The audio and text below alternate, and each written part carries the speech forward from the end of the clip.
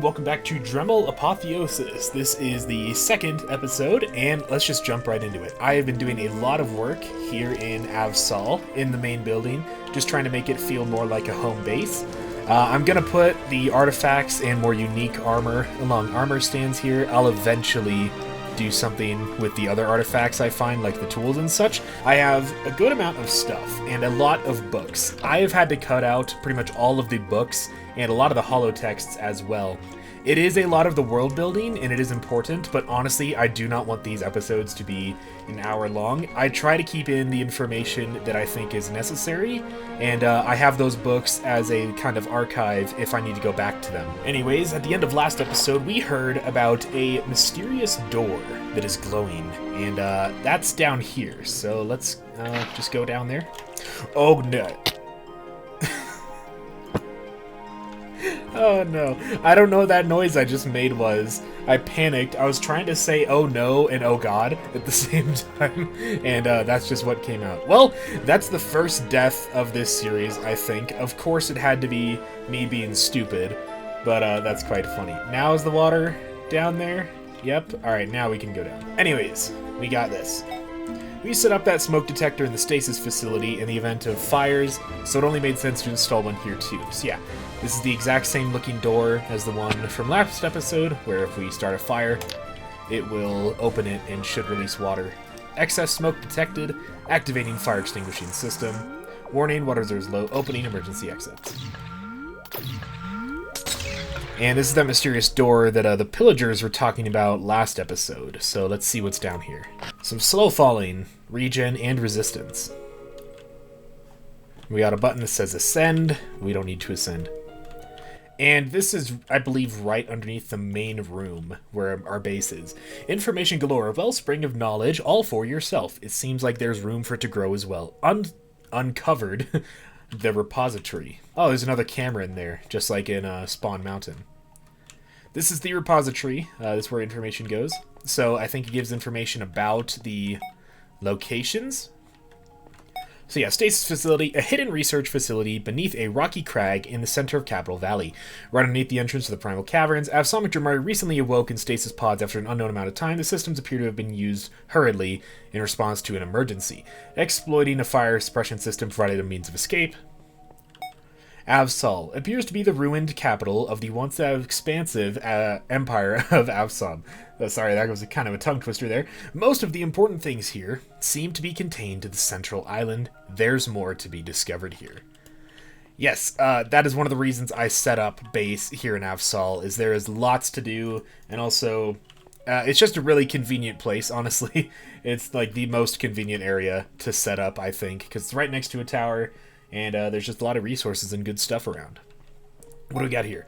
Kovis's note. Right behind me is the pinnacle of Avsonic weapons technology, well, the hilt of it at least. Currently, the other pieces are being kept in secure R&D locations. Kamas insisted that they be separate until we can effectively charge it, since it's too dangerous if someone managed to steal or attempt to use it improperly. We have such good security, I don't think it's much of a risk, but it's his project, so he calls the shots. Kovis's evaluation. One of the most fascinating features of this weapon is simply how powerful it can become. While simply connecting the fragments would lead to a formidable blade, it only reveals its true strength when exposed to a significant quantity of primal energy. Current tests have failed to find an upper limit. So this is the hilt of the thingy, of the blade. But as you can see here in the repository, we have 2 of these lore location unlocked, and there is all of those, and then all of those. And then there's more holotext real quick. This is the most advanced piece of technology we've ever created, an intelligent, adaptive computational system placed in control of the terminus, where it manages diagnostics, make sure everything is running. If it were to go down, no, that's not worth thinking about. As long as Avsom stands tall, AV-Sys should remain operational. Hail to Avsom. So maybe this is AV-Sys, like this is the actual computer area where it is located. Status, crash detected, error code Gray Bison. Memory banks fragmented, network-wide connection lost, connection status terminus link active, ancillary facility link active. Recommend restoring network link to bring ancillary facilities back online. That is hard to say. Holotext memory in these facilities will be corrupted until linkage is restored. Okay. Atket's troubles. and the repository was updated. Comms with the Aphelion are a bit on the fritz. I've been maintaining contact with Griffs, trying to get him to fix it on their end. The most important vessel in the fleet needs to have absolutely zero downtime in communications. If something were to happen to it, we need to know immediately. Griffs thinks it's an issue with one of the arrays, either receiving too much power or too little. I still need to check the wiring over here. So the Aphelion was in a book I cut out last episode, and it is basically a really big, fancy ship that Avsom commissioned, and it's like the biggest, bestest ship in their fleet. And look, this was just updated as well. The ruined capital of once expansive empire of Avsom, their first emperor and founder Drehmal united people across the land and allowed the empire to thrive. During the reign of its most recent emperor Anir, Avsom saw immense technological growth. An incomplete weapon, said to be the pinnacle of military technology, is stored here within the repository. Okay, cool. I'm glad that that updates with some of the lore as well, because I had to cut out a lot about the emperors Dren and Anir, and there is another one named Eiffel, but he's not as important. But the emperors are important to the story of the map and to Avsom, and their lore tends to come across in books that are really slow to read. Now, before we get on with all the exploring, I have an idea in this series for how to go about the 8 main character skins, and what I'm going to do is randomize it each episode. I could just go down the order 1 to 8, but I think that's boring. I got Thressa by being in pod 1, and that was literally just random luck, so I'm gonna keep doing it randomly. And how am I gonna go about being random with it? Well, I'm gonna use the dispenser. Another thing I left out of last time's episode for the sake of time is artisans. These are things that I can get from villagers. I got this one from Draviel. So there's artifacts, which are found, and then artisans, which are created. By the way, the part that I'm at, where I knew I was gonna find some redstone, this is like an industrial factory. Ooh. Industrial factory part of Avsol, and I left it out because there's just so much to explore across this entire area. Now, the way that we are going to determine which character I'm going to be today is very simple. There are 8 player characters to choose from. I already got number 1, so we have 2 through 8, and we're just going to see which one the dropper drops. Okay, that is 2, 3, 4. We are going to be number 5 today. And going in our library chest, stasis subject roster, number 5 is Oryx Sahane. Chief Observer Oryx Sahane is a lifelong servant of Avsom, and among Anir's most trusted aides, very cautious and driven. He was formerly a powerful arcanist before beginning his current duties. Oryx possesses great negotiation skills and a soft spot for small animals. Okay, it appears that the skin and the horn change did work with this little mod that I'm using, which is custom player models, I think. Once again, shout out to A in the Discord for creating these custom models, so I have the horns and the ears. But we have our task kind of set up for a while at least, you know, getting more towers, unlocking more facilities. So when it comes to the towers, let's see what is closest to us.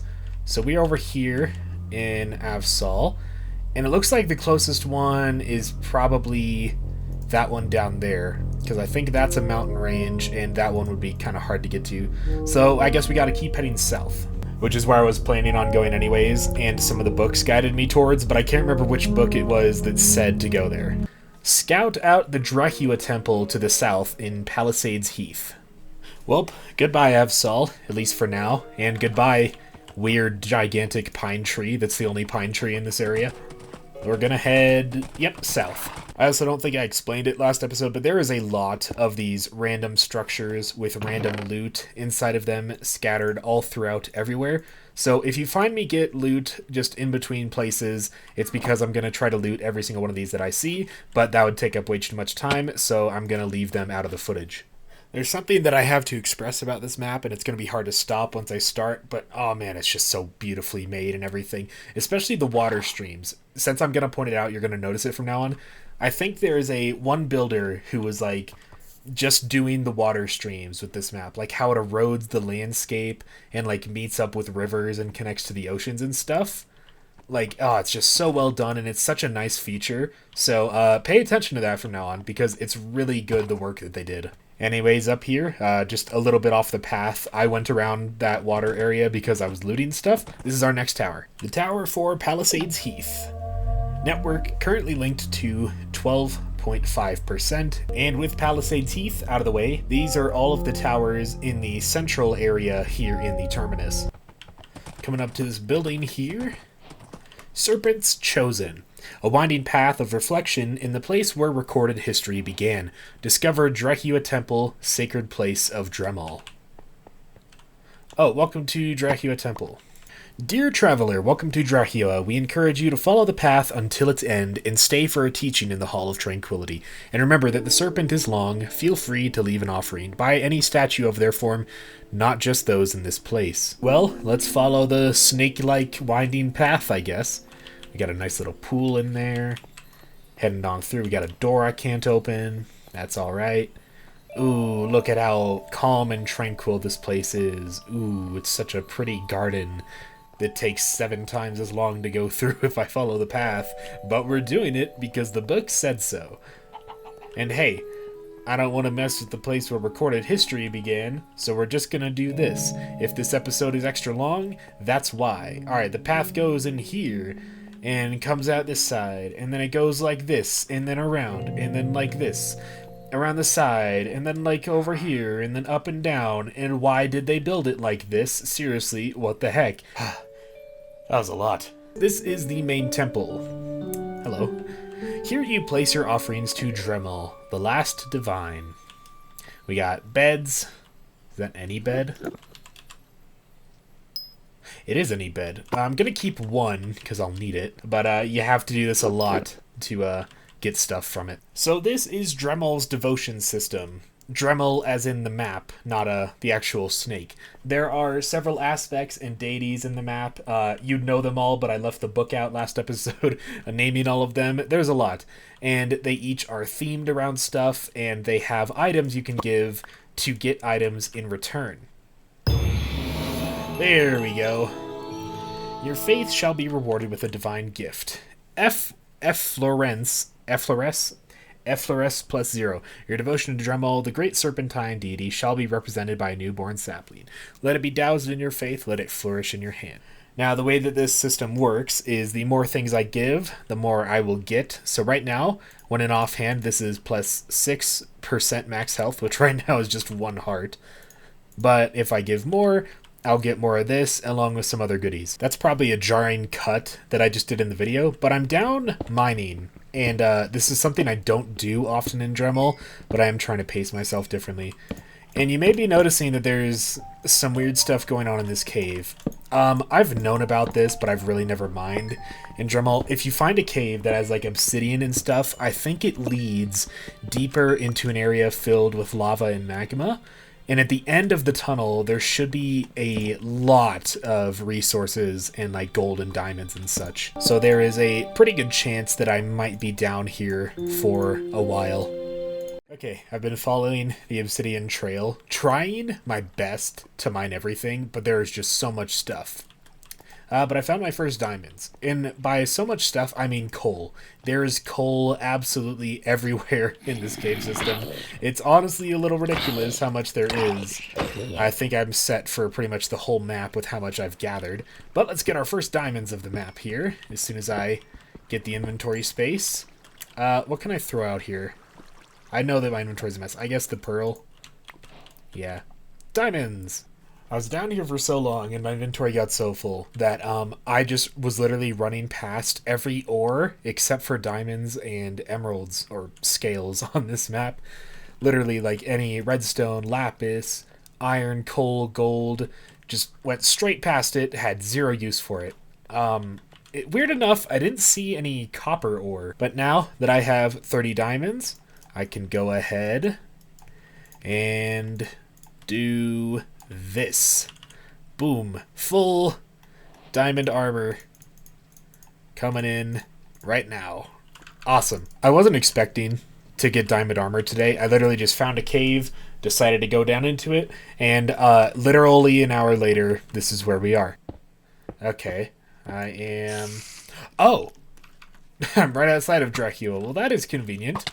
Wow, I was really close. For context, where I went into that cave system is this little valley over here. It has some iron and coal exposed, and then I was mining in, found a cave, and then I got lost. I'll just do these last few saplings, and then just head out. We'll be back later to finish this devotion system. I do believe they are a lot harder in the full release to complete, so it might take some more time. So, notes to self on things to gather for this first devotion system while I'm in other places is I need to gather lots of beds and saplings, like those flower driply flowers. What's the pink one with the particle effects? I need to get those if I can.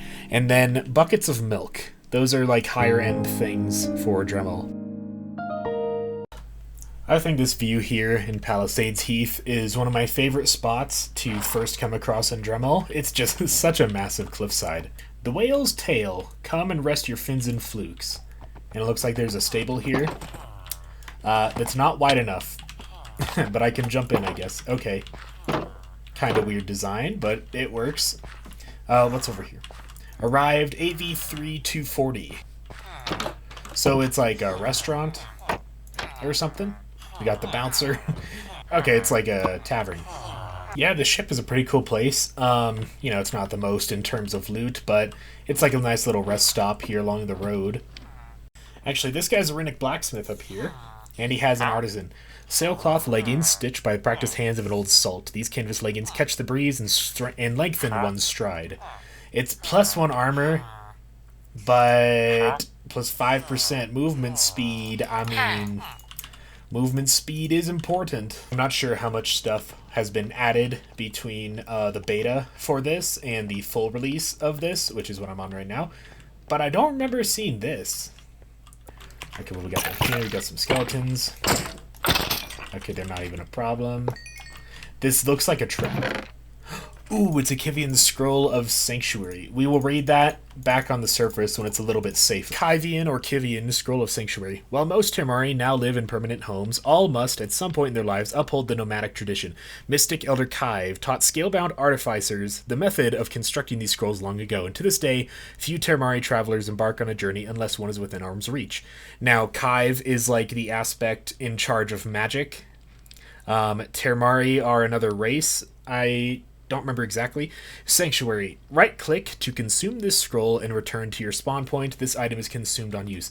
These are very useful, I think quite rare items found throughout the map. But right now, my spawn point would be actually spawn because I destroyed the bed that I slept in. So I will save that for later. Oh god. A skeleton just pushed me into this hole. I'm here in this cave now. And there's spawners. I guess they're drowned spawners? Disciple of Dar. Huh.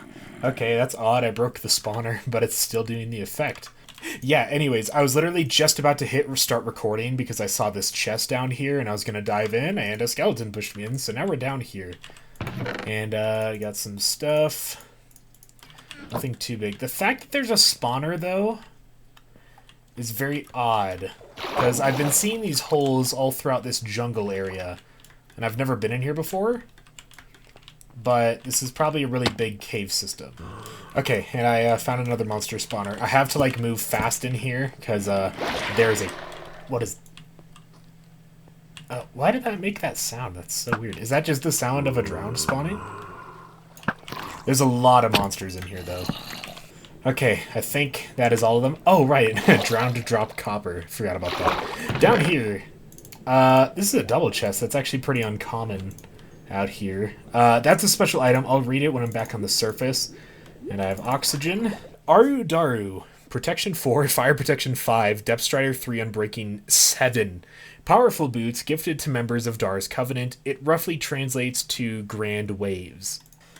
Now the issue's gonna be, where did I put my horse? Okay, he actually wasn't that far. I was actually really close to the original, hole that I fell into. Speaking of falling down, I just fell down again, and, I don't know if I can get the horse back up after this. Honestly, with Depth Strider 3... I mean, this is fast. It's not, like, super fast, but, I don't know. I think I may have to just leave that horse there, because getting it back up sounds like a big pain in the butt that I do not want to deal with. So let's just continue exploring around this prismarine area. What is that? That's a big tunnel, that's what that is, and there's a tree at the end of it. Okay, what's on the other side of this big tunnel? And better question, why is there a big tunnel? I didn't see anything that looked too important. That's odd. I'm in a bit of a pickle here. I am pretty low on food, so this kind of expedition might have to end. And I came over by this thing real quick. I don't know what this is. I didn't read this yet. Okay, there's a skeleton. Perfection, purity. Can you calm your face?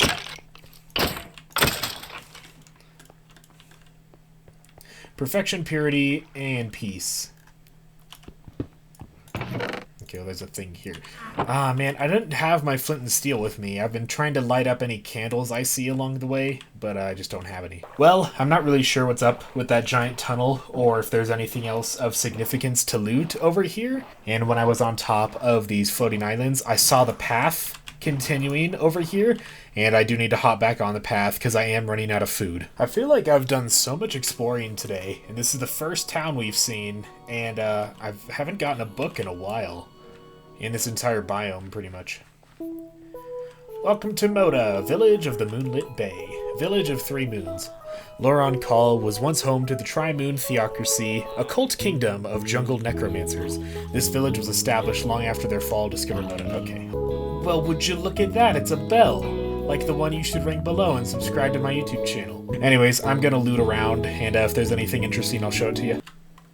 Still here in Moda, I'm at the Adventuring Merchant, and tell you what, I do have enough runic catalysts that I can finally get a shulker box, or a runic vessel, an arcane crate dotted with magical runes. It can be used as a portable storage device, and with my inventory like this, as it is, I am in big need of one of these. My ender chest is literally full, mostly of beds for the devotion system, but either way, you know, full is full, so now I have a portable place to put all of my nonsense. And tell you what, actually, every time I find one of these guys, what I'm gonna do is I'm gonna buy a map of the surrounding area. And I'm probably gonna go back to Drehmal after this and grab that one as well. Anyways, let's check out this map of Lauron Call without my big head in the way with the shader pack. So Lauron Call, the village, is right over here. Palisades Heath is up that way. Path kind of swerves around, and then we got a tower over here, some kind of settlements up there. I don't know if I grabbed them. Ruins, I guess, over here. And yeah, that's Lauron Call. Oh wow, that place, yeah, that looks pretty dangerous. Wow. Yeet. Why are they flying? Why are the guardians floating? Oh, okay, this is gonna get difficult to aim with. Okay, alright, one more. And perfect shot. And not even close. Okay, well, I guess that guardian is just gonna be flying there forever now. Undead Theocracy Warden. I think that's what that says. And some disciples.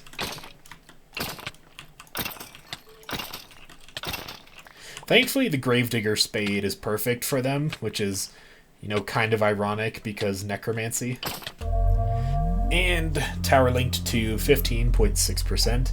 That was the tower for Lauron Call. Now, Lauron Call should be the first of the western towers over in the red section here in the Terminus. Okay, I've been doing some stuff. Went to Drehmal, tried to get more of the Drehmal devotion system done, looting, exploring, various things. I got off the path. Right over there is Palisades Heath and the Drehua Temple. I just swam across the water, so I'm over here in between 2 different biomes, and I'm just honestly still exploring. So what is this down here? Also a skeleton died. But what is, also another skeleton died. But also, what is this? Offerings. Okay, we got an axe. That's actually useful because my axe of growth is about to break, and I don't want to break any of the artifacts. Got scales, some melons, some logs. The other side.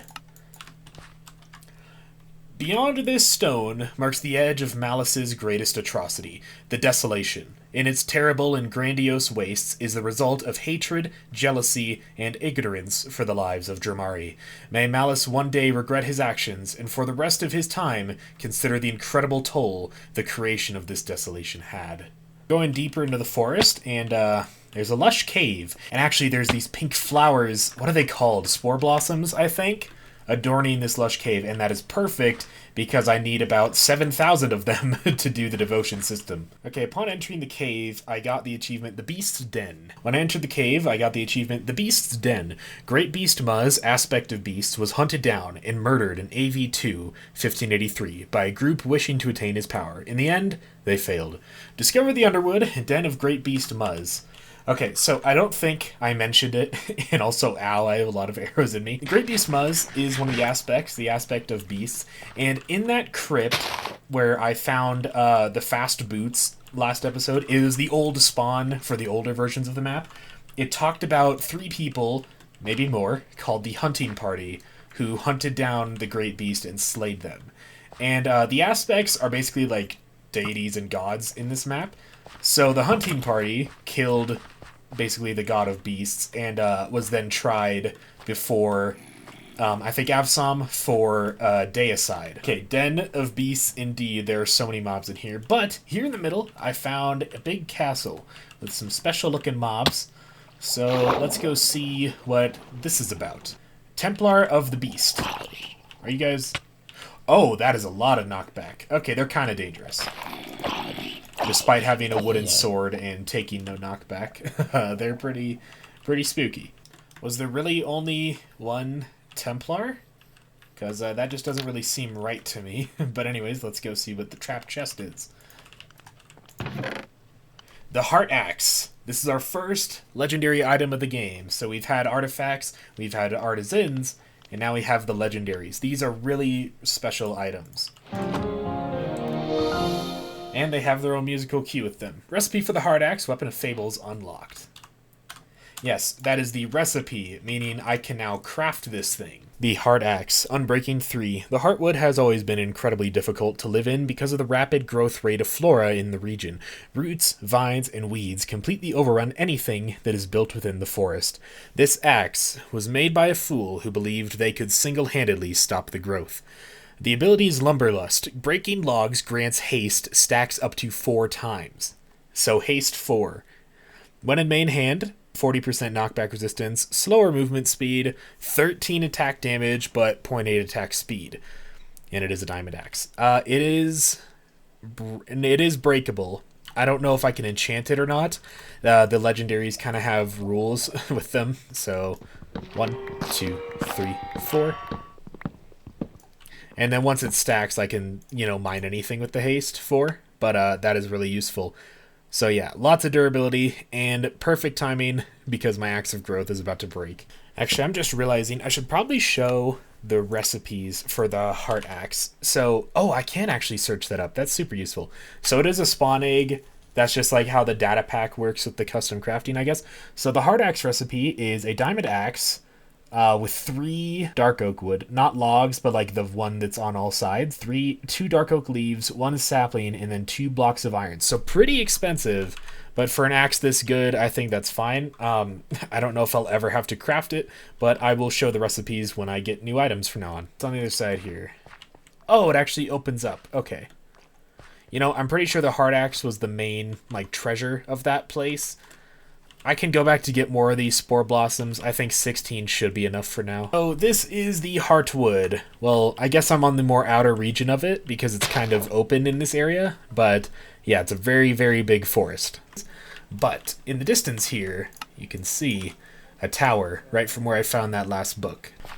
I must admit, this excursion away from Mota and Lauron Call took quite a bit longer than I expected it to. But we found some cool stuff along the way. This is the tower for the South Heartwood. 18.8%.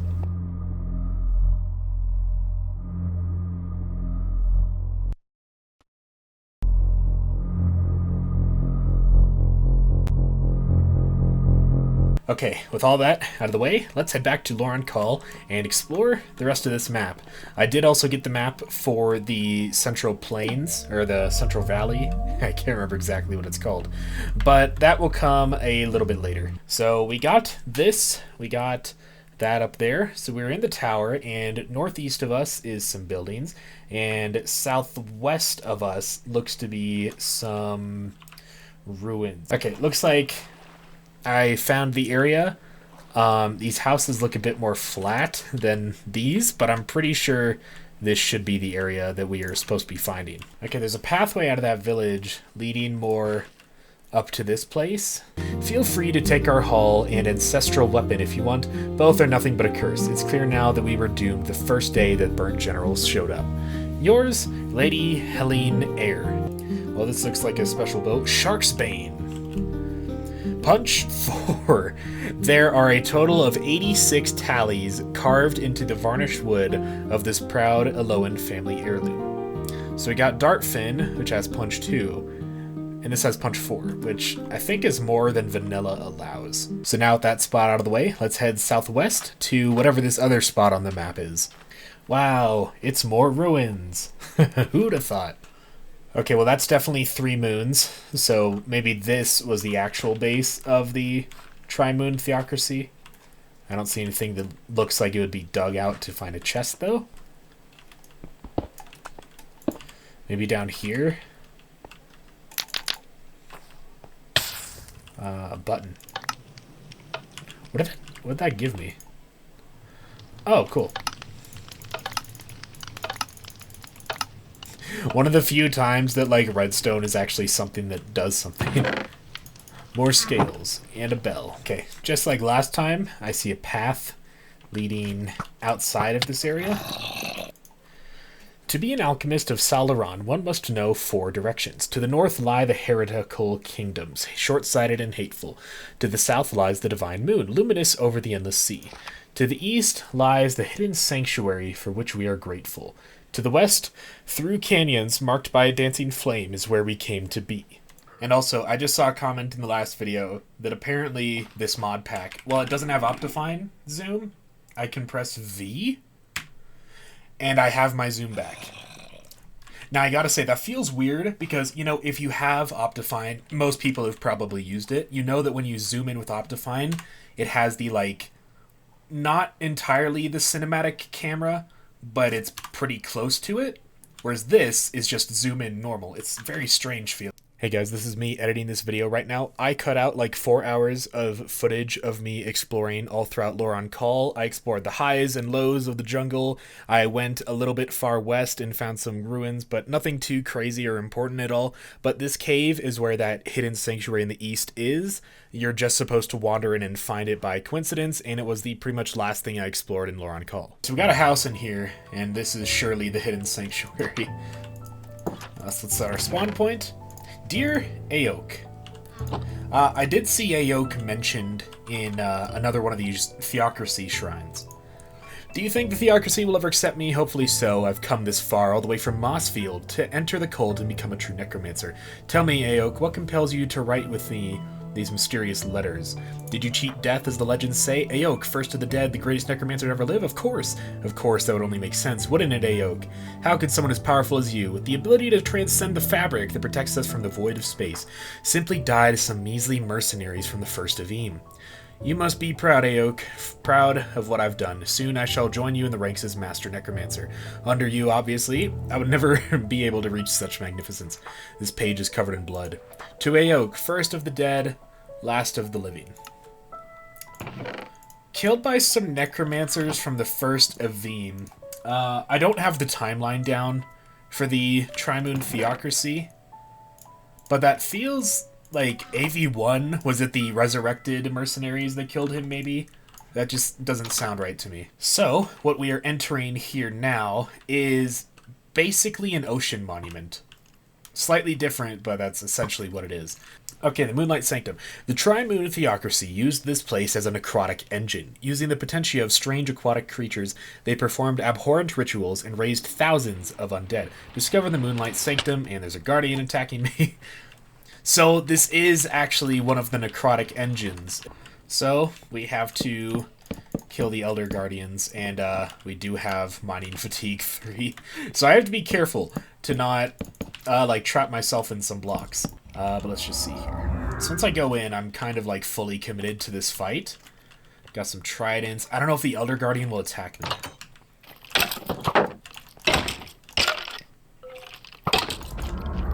Okay, good infighting is what we want to see.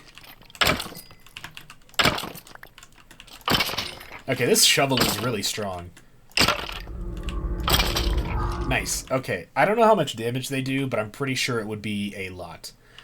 And then let's pull out a rusty sword. I just found this somewhere else. And take care of this guy.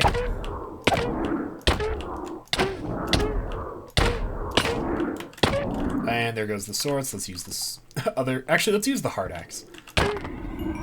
Nice. Okay, let's go in and do our second one. These guys are actually the same. I thought one of them was no melee. Oh, we got 2 bows. Okay, that's a little tricky. Yeah, get them to fight each other. Easy. Easy. Oh, these pants have protection 1. That's pretty useful. I'm trying to bob and weave between the rocks because I want to try to save all the artifacts. It's pretty scary, though. Okay, this is close enough. We can rise and do the third one. I'm going to be cutting it close with the time here on the night vision, but that should be okay. So inside this one, we got, I think, 3 melee guys, so I can't really force them into infighting like I was with the archers. Okay. Alright, we got 19 seconds left, number 3. Let's go.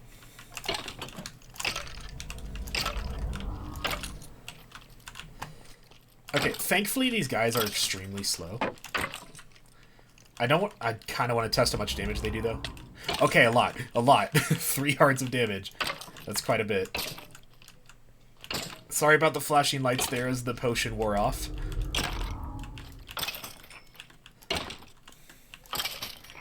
I do just love how kind of poetic it is that the Gravedigger Spade is my best weapon against undead mobs.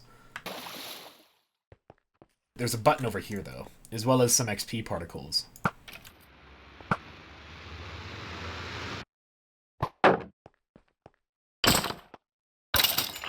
Magic Ward Controller. I don't know. Elders slain, Magic Ward lifted. Ascendant Voice.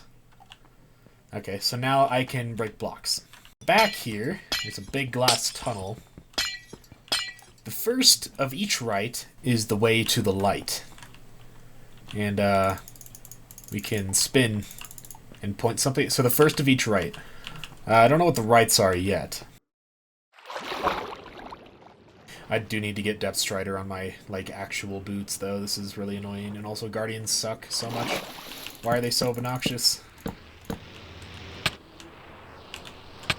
I'm just gonna tank the damage. I do not care. Okay, so we got Emerald. I don't really care about the gold. I don't have Respiration, though, so I gotta be fast here. Come on. You saw that break. Minecraft, come on. Ancient theocracy rites. So these are the rites. First of each rite is the way to the light. So the first of each rite is probably the first letter, D-I-V-I-N-E. So Dar Fan Lauron, Ib Fan Rehelma, Voinath Nish Axlamar. I probably said that extremely wrong. Iflar Harhite, so I, Nari Fan Tassima, N, and Ertan Ol Sinar, and E. Very cool. Very cool. Now, let's see. Dar is the ocean guy. Lauron is, I think, this area that we're in. Ib is Captain Ib. Who is Rehelma? I think Rehelma is one of the aspects. It's very interesting to me that Ib is inside of here. I don't know what exactly this means, if it means anything. But it's unique, that's for sure. Oh, I have water breathing over here. Cool. And at the very end here, we have a big sword. Let's watch out for the pufferfish, because they usually get me. Alright, we got our first 3D model weapon. Ascendance. Recipe for the Sword of Ascendance, Channeler of Divinity unlocked. Deep within the flooded caverns of Lauron lies the Moonlight Sanctum, the crux of the Tri-Moon theocracy's greater machinations. As said by the Adalic Whispers, the Sanctum was designed to create an endless necromantic loop. This blade was part of that cycle, having killed millions of undead souls. To what ambitious end the Sanctum served was only known by the creators. Holy Moonlight. Press your drop key to fire an armor-piercing wave of weakening moonlight. When in hand, plus 3 hearts, 50% knockback resistance, slower speed, 18 ability damage, 15 attack damage, 1 attack speed. So we've had artifacts, we've had artisans, we've had a legendary, and now we have a mythic. Mythics are like way higher end, super duper rare, and they all have a 3D model. And this one lets me do this when I throw it out. And that's the wave of Holy Moonlight, I think it was called. It can't hit me, but it does, what was that, 18 damage to mobs. Here?